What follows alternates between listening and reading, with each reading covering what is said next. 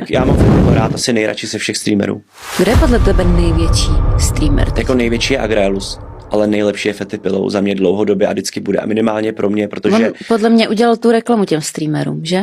Jako první, z prvních. Já jsem asi jako na streamery přišel až v době, kdy byl Fetty Pillow. Já taky. Jo. A mně se hrozně líbí, protože já si myslím, že on uvnitř je hrozně hodný člověk a i navenek. Samozřejmě jasně pomineme to, jak mluví, že jak se vyjadřuje a tak dále. A co papá během toho? A co papá, ale zase tam on má nějaký trauma z dětství.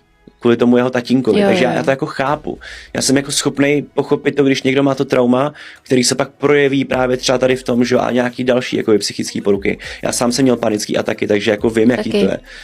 Naštěstí jsem se jich zbavil. Zjistil ale jsem, podle že... mě za to může prostě fakt třeba ta tráva nebo celkově tyhle Taky u mě to bylo i vysoké dávky kofeinu, protože vysoké dávky kofeinu můžou způsobovat psychické problémy.